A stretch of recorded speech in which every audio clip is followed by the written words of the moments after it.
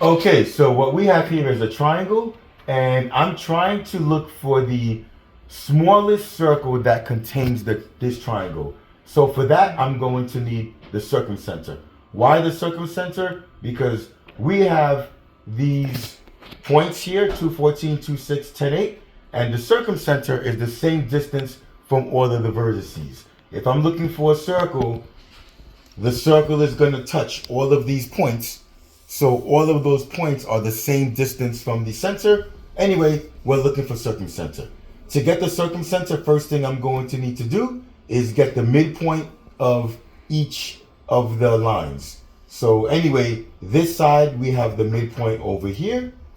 Then we have the midpoint over here and the midpoint over here. Now those midpoints, we're not actually going to,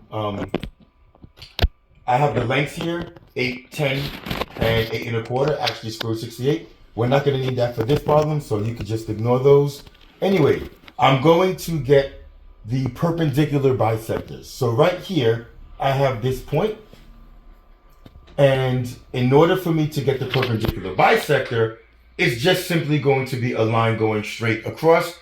This line has no slope, it's vertical, so a horizontal line is going to be a perpendicular bisector. So what I'm going to simply do over here is I'm just going to enter y equals 10. Notice the height of this line is 10. So I'm just going to do y equals 10. And this blue line is the perpendicular bisector. All right. The next one I'm going to do, let's look over here. I have this point here, and let me see if I can label it. This point is 6, 7. Yeah, funny. This point is 6, 7.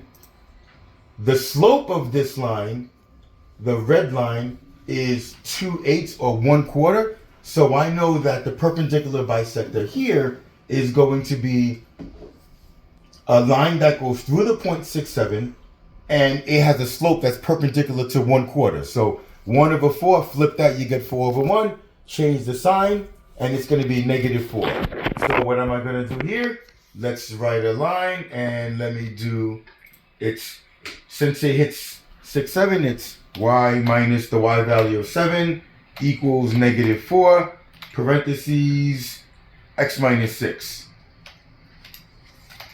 All right, so this green line is the perpendicular bisector for this point over here.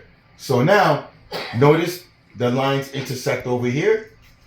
So before I click that and figure out what point it is, let me do the third line. 214, 10, 8. I know that right here, we have the midpoint, and that point is 6, 11. So a line here would be y minus 11 equals slope times x minus 6. So now I just need to put in the slope. So the slope of this line over here is, let me see, this is down 3/4. So the slope of that line is -3/4. So the slope of my line has to be +4/3. So I need to go in here and I need to say 4/3. So now the blue line, the green line, and the purple line, those are all perpendicular bisectors, and you notice that they all intersect right there. If I click this point, we'll see that that's 5.25 and 10. Now we're cheating by using Desmos, so how would you use this if you didn't have Desmos and you were trying to do this by hand? Well, this case, it's relatively easy. All I need to do is figure out where two of the lines intersect. This blue line is y equals 10. So all I need to do is put y equals 10 to any of these two lines here, either the green line or the purple line. So the green line looks a little easier because it doesn't have any fractions. So I'm just going to say, hey, if I put 10 for y, 10 minus 7 is 3. So I'm going to have 3 over here equals negative 4 times x minus 6. What does x have to be in order for negative 4 times x minus 6 to equal to 3? So, well, let me just go to paint so I could write on this screen.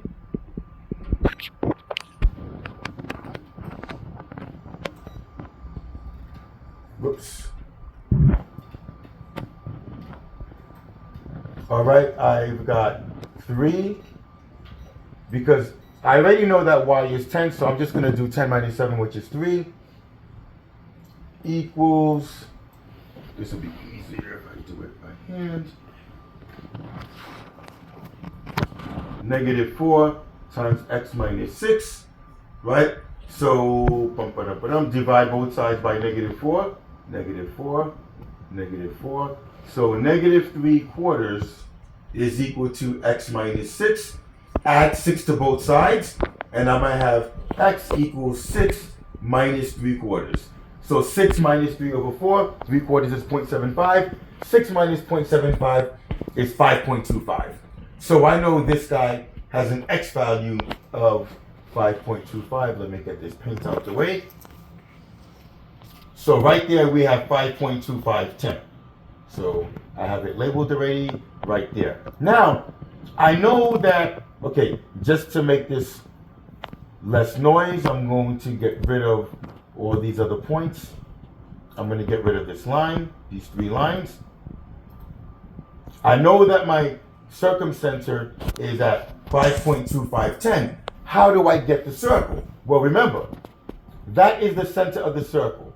These 3 points, the vertices, are 3 points on the circle. All I need to know now is what is the distance from this circumcenter to any one of these 2 points. I'm going to use 2, 6. So 2, 6 to 5, 2, 5. Well, the distance from 2, 6 to 5, 2, 5, I could either use distance formula or Pythagorean theorem. From 2 to 5.25, that is an increase of 3 1/4.